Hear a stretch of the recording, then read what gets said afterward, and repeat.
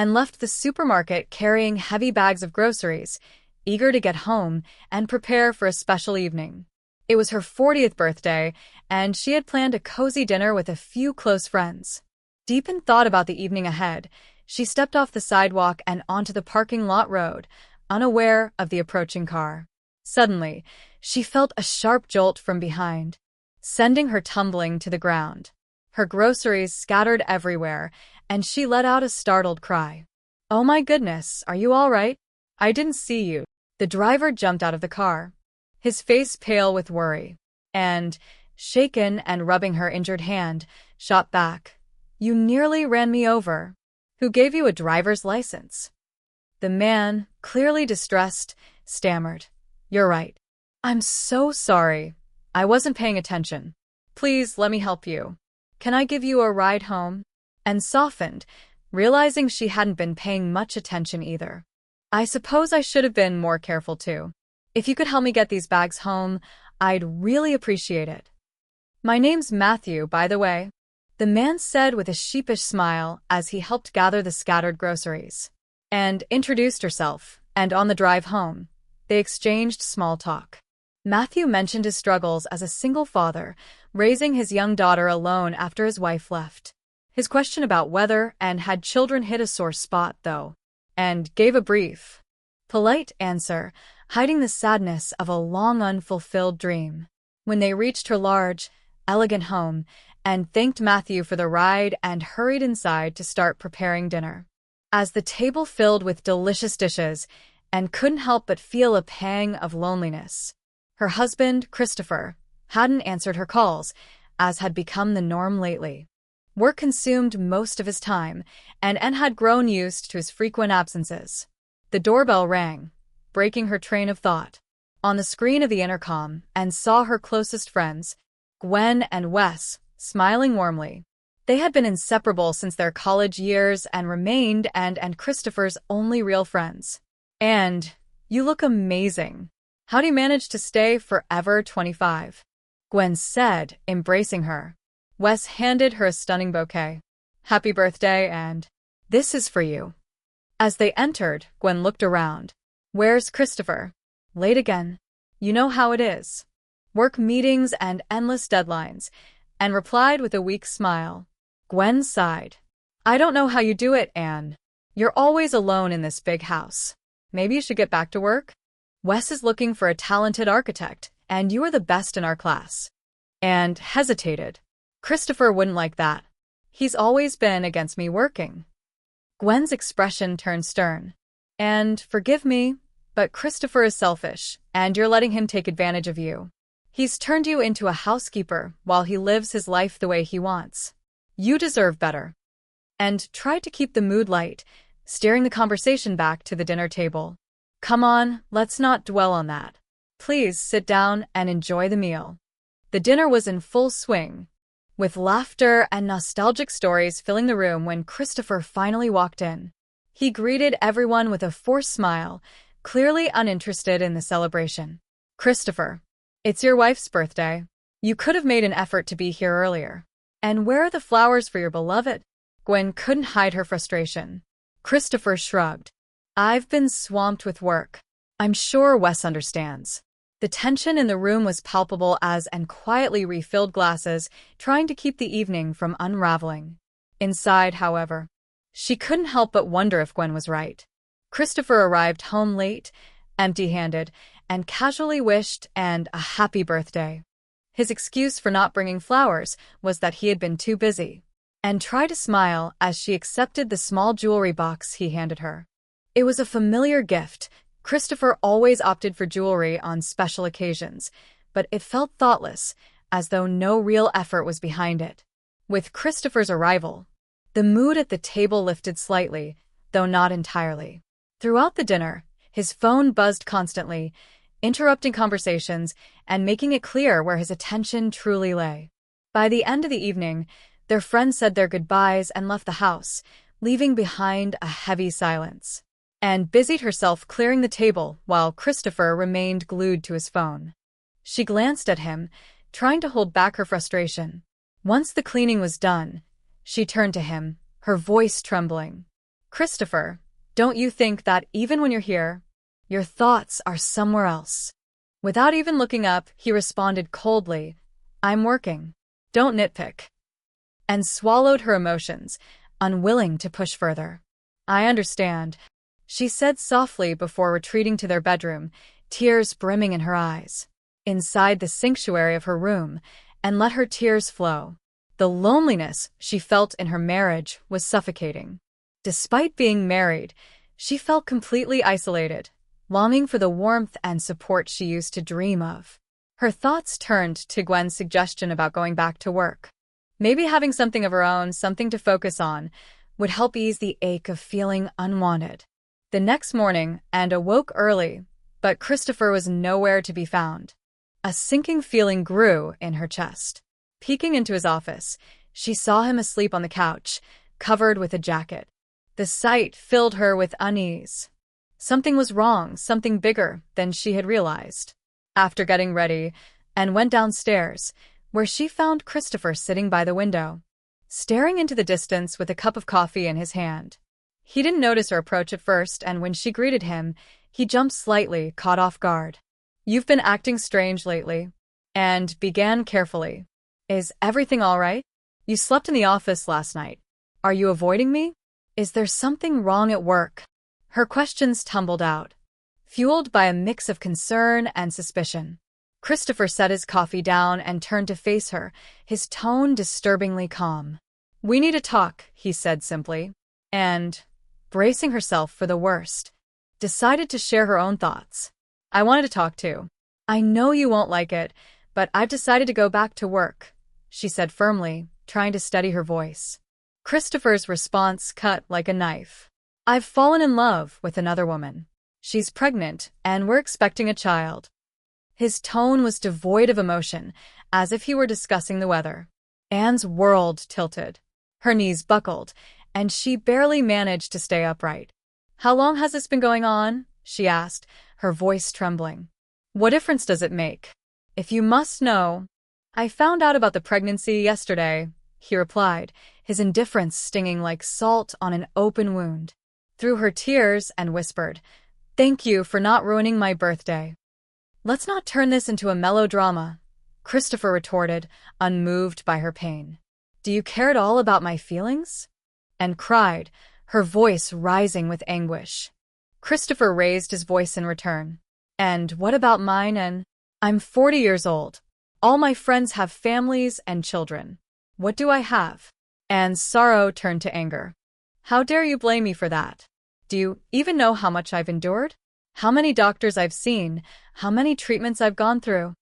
Stop this nonsense, he snapped. People get divorced all the time. It's not a tragedy.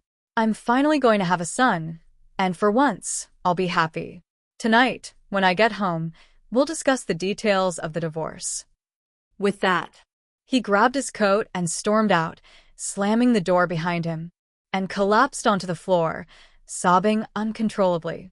The pain of betrayal, humiliation, and loss overwhelmed her, leaving her utterly broken. Christopher left Ellen's apartment feeling pleased with his plan.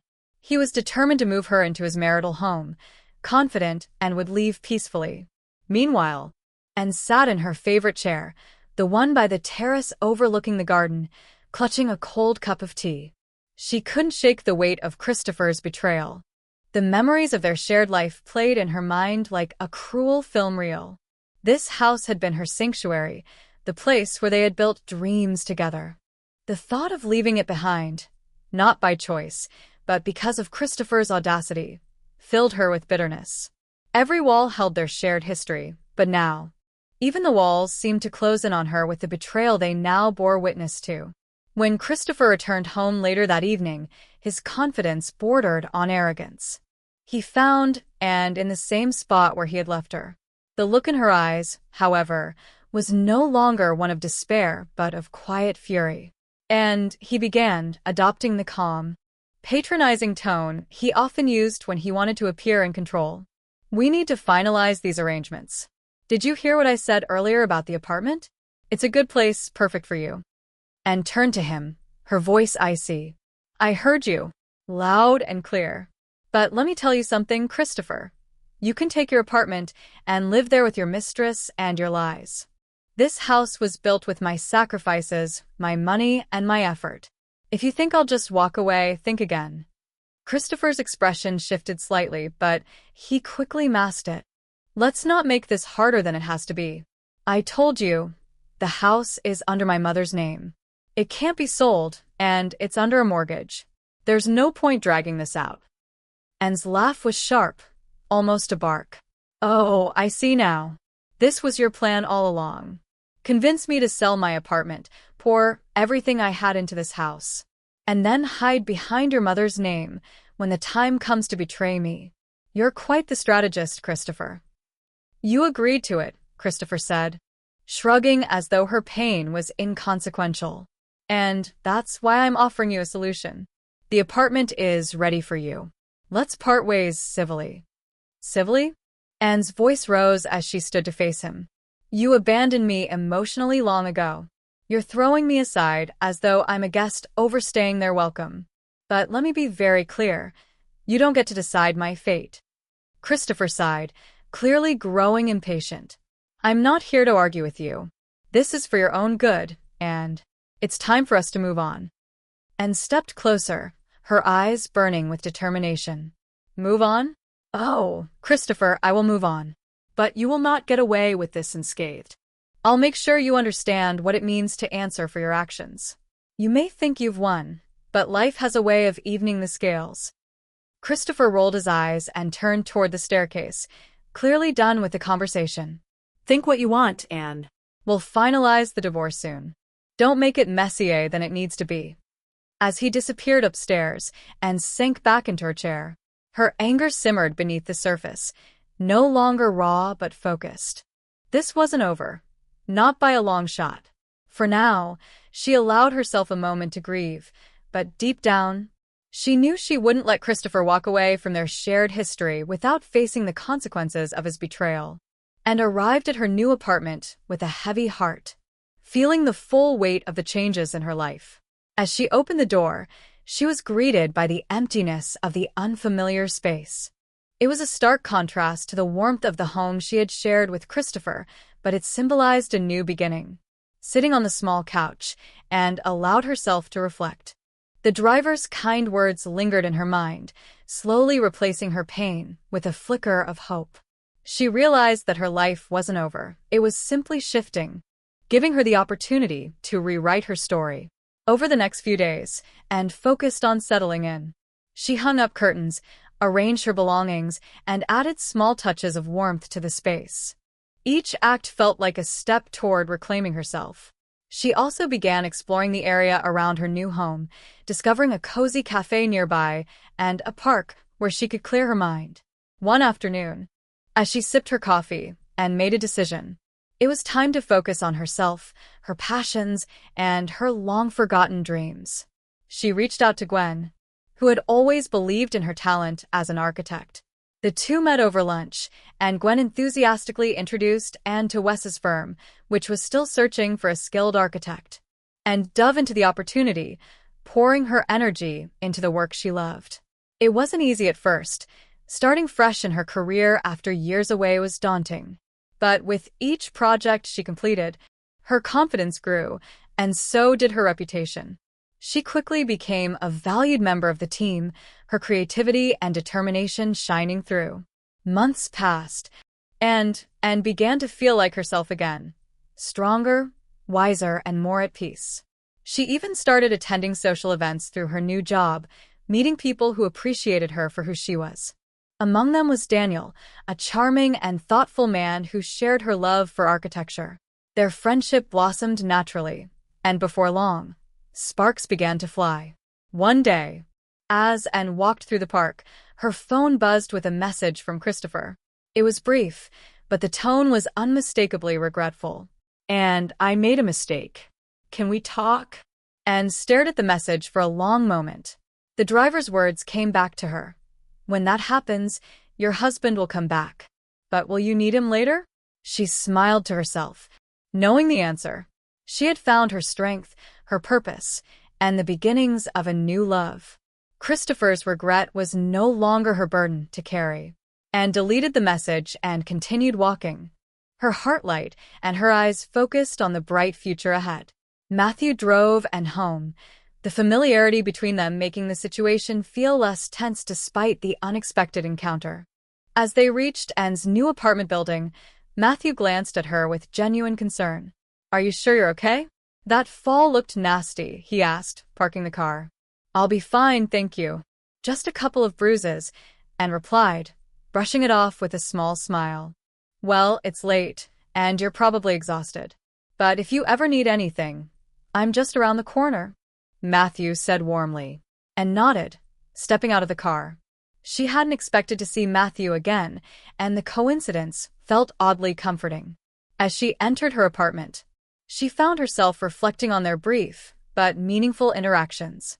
Matthew's straightforward kindness stood in stark contrast to the complicated emotions surrounding her recent past. The next morning, Anne woke early, determined to make the most of her day. The project presentation awaited her, and she was ready to prove her worth. Despite the lingering soreness from the previous night's fall, she walked into the meeting room with confidence, her polished work capturing the client's full attention. The presentation was a success, and Wes couldn't hide his pride as he thanked Anne in front of the entire team. You saved us, Anne. "This client means a lot to the company," Wes said, patting her on the shoulder, and beamed. It was a small but important victory that reminded her of her capabilities and strength. As she settled into her new life, the weight of her past began to lift. Over the following weeks, Anne and Matthew ran into each other frequently. Sometimes it was in the elevator or at the nearby coffee shop. Each time, their conversations grew more comfortable and they began to learn more about each other. One evening, after bumping into Matthew again, he finally asked, "Why don't we grab dinner sometime?" "As neighbors, of course." No obligations. And hesitated, but then nodded with a small smile. "That sounds nice." For the first time in what felt like forever, and felt the warmth of genuine companionship blossoming. It wasn't a sweeping romance or grand gestures. It was something quieter, steadier, and full of potential. She didn't know what the future held, but for the first time in months, she felt hopeful. Life wasn't perfect, but she was rebuilding it piece by piece, starting with herself. And maybe, just maybe, there was room for new beginnings. Anne delivered the presentation with confidence, her voice steady and her points clear. She detailed every aspect of the project, focusing on the creative solutions she had implemented to address the river flooding issue. Matthew listened intently, nodding along as she explained the details.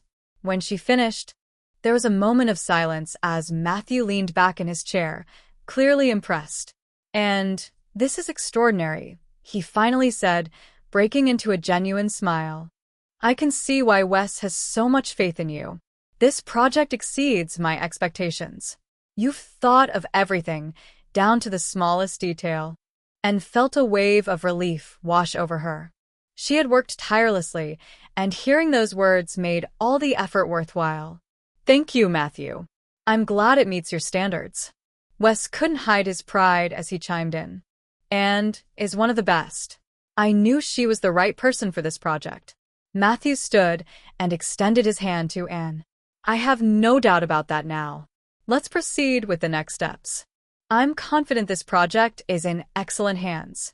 As the meeting wrapped up, Wes escorted Matthew to the door, leaving Anne in the conference room to gather her materials. A few minutes later, Matthew returned alone. "And I wanted to say something before I left," he said, his voice softer than it had been during the meeting. Anne looked up slightly puzzled. "What is it?" "I've seen how much dedication and heart you put into your work. It's not just impressive, it's inspiring. I know we've only met a couple of times under unusual circumstances, but I'm glad fate brought us together. You're remarkable and felt a blush creep into her cheeks. She wasn't used to such heartfelt compliments. "Thank you, Matthew. That means a lot coming from you." Matthew smiled, a warmth in his eyes that made Anne feel seen in a way she hadn't in a long time. "I hope this is the start of more than just a working relationship. I'd like to get to know you better, beyond presentations and chance encounters on the road, and hesitated for a moment, unsure how to respond. But then she found herself smiling back. I think I'd like that too. Matthew nodded, his grin widening. Great. I'll see you soon, and… As he left, and couldn't help but feel a flicker of excitement. For the first time in a long while, she felt a glimmer of hope for something new, a chance to rebuild not just her career, but also her personal life. And this time, she was determined to do it on her own terms. And listened intently, her heart aching for Matthew and his daughter. His love and dedication to Eva were evident in every word he spoke. You're an amazing father, Matthew, Anne said softly, her eyes meeting his. Eva is lucky to have you. I'm glad I could help in some way with the project. I'm sure that house will be perfect for her. Matthew smiled, his gratitude palpable. I hope so. She's been through so much for such a little one, but she's strong. I just want to give her the best chance at a normal, healthy life. Anne sipped her tea, feeling a warmth in her chest, not just from a hot drink, but from the genuine connection she felt with Matthew. Their conversation flowed easily, moving from serious topics to lighter ones. He told her about Eva's favorite books and how she loved drawing pictures of houses, even claiming she wanted to be an architect one day. Maybe she's inspired by her dad's project, and teased, earning a laugh from Matthew. Maybe she's inspired by the amazing architect who made it possible, he replied, his tone light but his gaze serious. And felt a blush creep into her cheeks and quickly changed the subject, asking more about Eva and their plans for the future.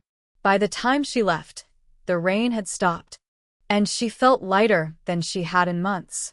The days that followed brought Anne and Matthew closer together.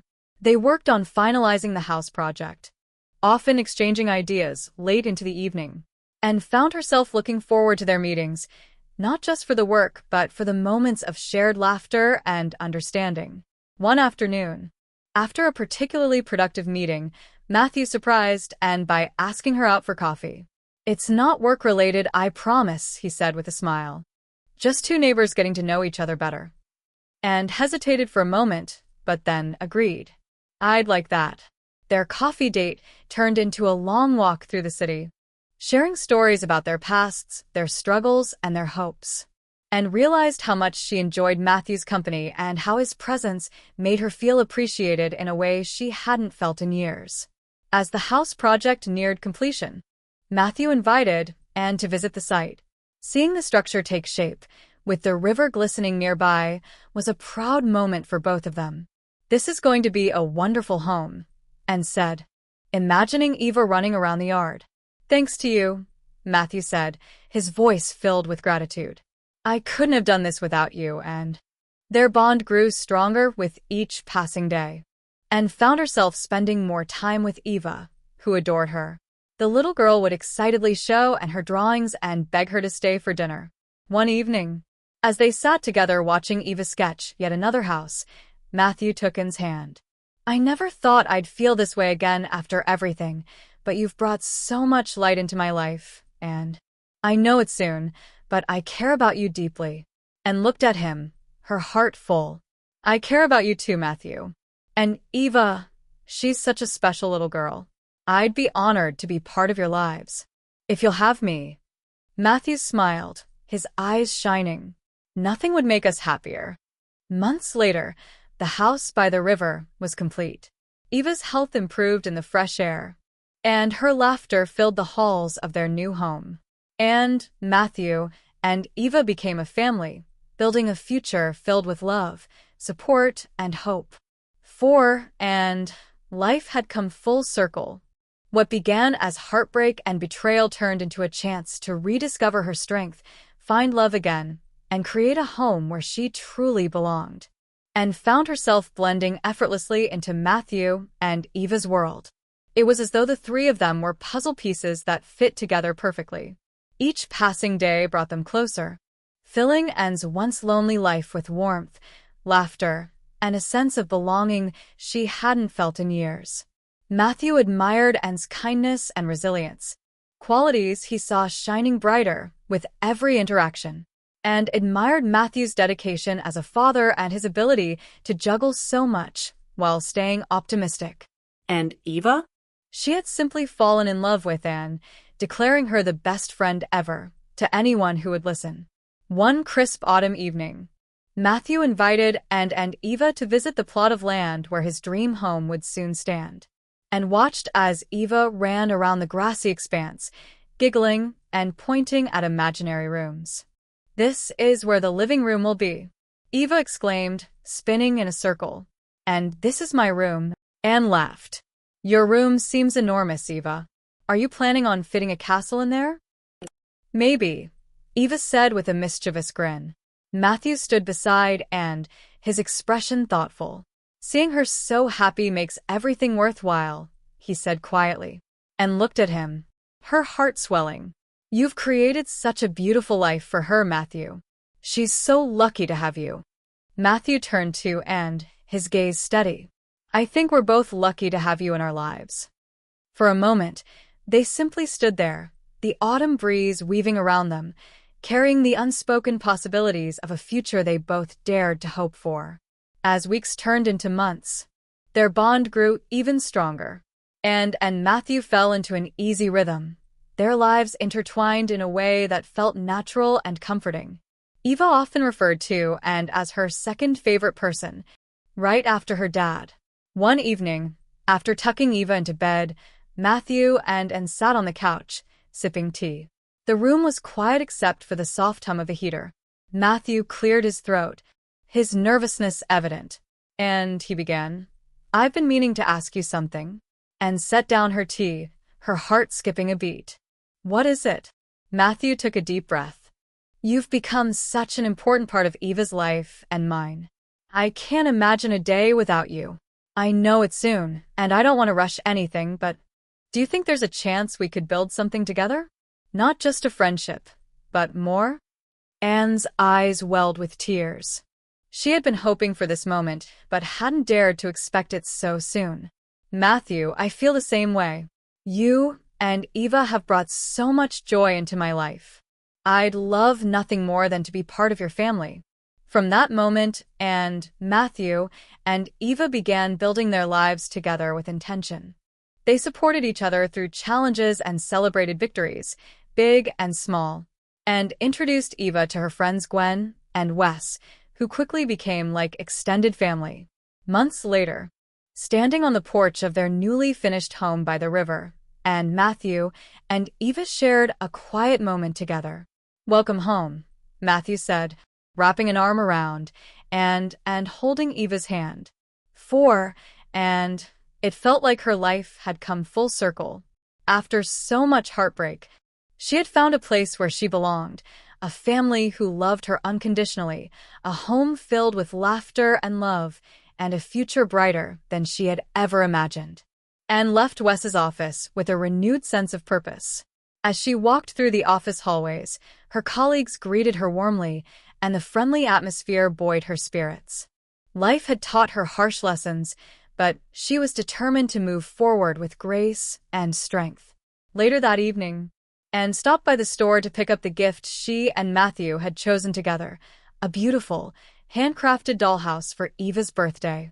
The intricate details of the dollhouse, complete with miniature furniture and tiny curtains, were enough to bring a smile to anyone's face. Anne had fallen in love with it the moment she saw it, knowing it would light up Eva's face with joy. As she drove to Matthew's apartment, Anne reflected on how much her life had changed in the past year.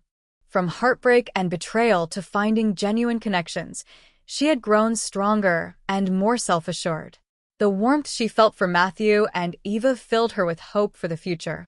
When she arrived, Matthew greeted her at the door, his smile as bright as ever.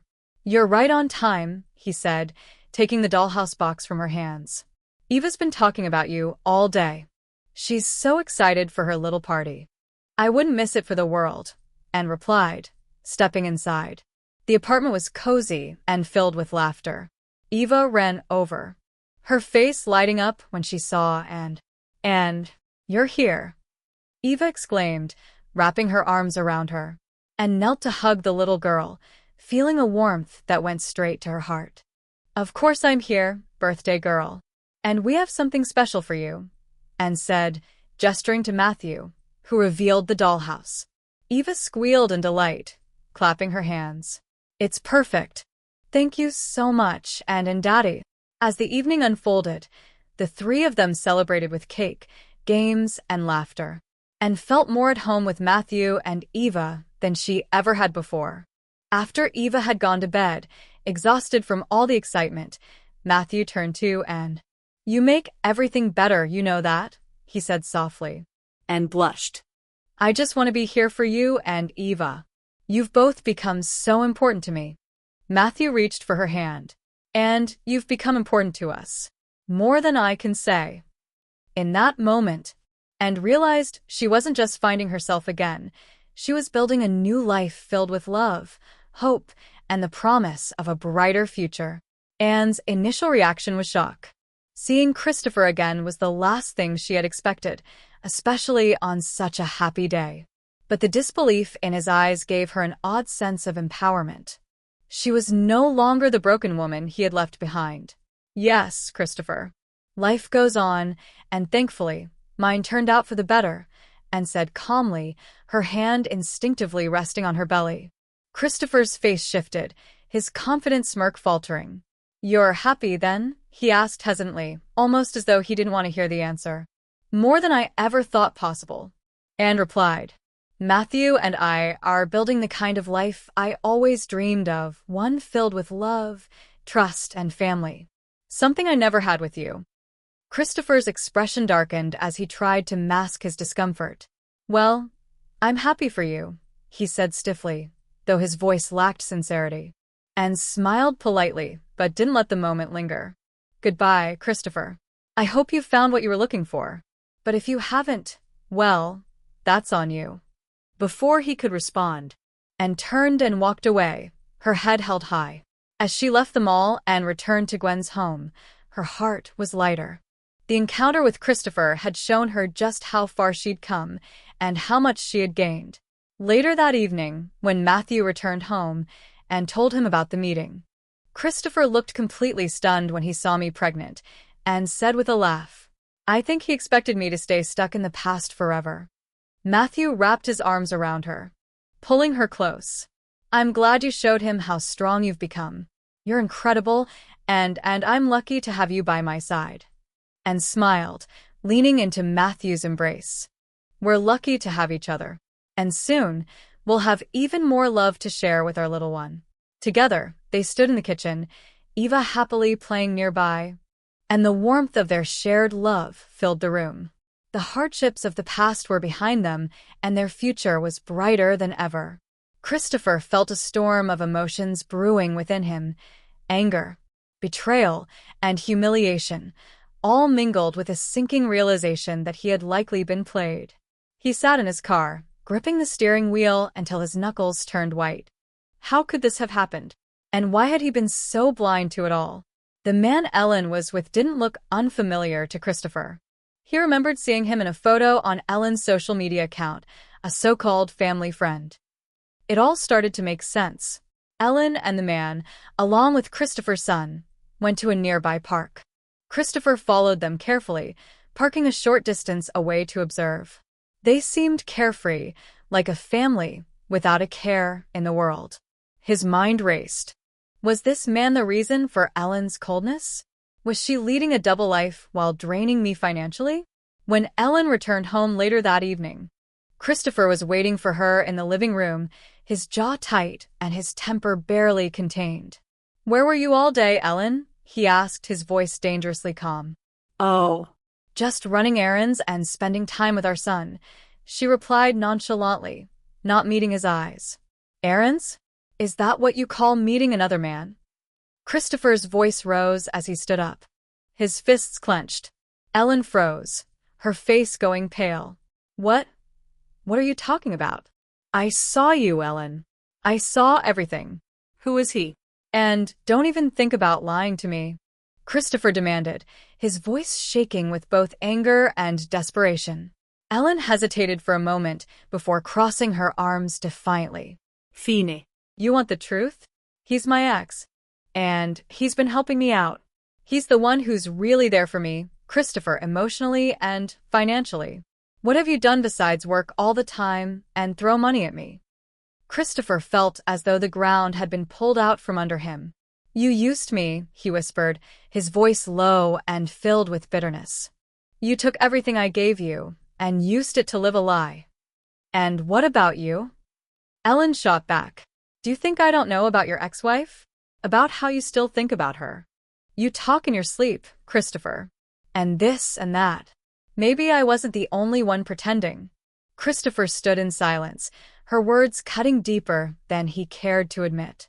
Ellen, sensing the upper hand, continued. So here's the deal. If you want me to stay, things need to change. More money, more attention, and less obsession over your past. If not, maybe it's time we go our separate ways. Christopher stared at her, realization dawning. He had lost and the one woman who had truly cared for him. For this, a shallow relationship built on lies and greed. That night, Christopher sat in the quiet of his home, his son asleep in the next room, and wondered how his life had spiraled so far out of control. For the first time, he regretted everything, leaving and chasing fleeting desires and ignoring what truly mattered. As much as he wanted to fix things, he knew one thing for certain. There was no going back, and had moved on, and now it was time for him to face the consequences of his choices. And was at her apartment, tending to the flowers with Eva's help, preparing for a weekend at the new house. Suddenly, there was a knock on the door.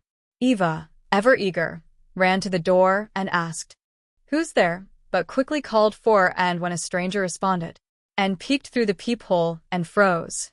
It was Christopher. Her heart sank, but she opened the door, her expression guarded. "Christopher, what are you doing here?" and asked, her tone sharp and defensive. "I need to talk," he began, his voice trembling. "I've been such a fool. Please forgive me. I've realized how wrong I was. Let's start over." And gestured for Eva to water the remaining flowers and turned her attention back to Christopher. "You're out of your mind, Christopher.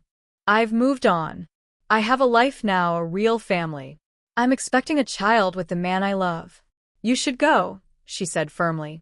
Christopher hesitated, his face filled with regret. "And I was wrong. Ellen betrayed me. The boy, he's not mine. I found out through a DNA test. She used me while she was with someone else."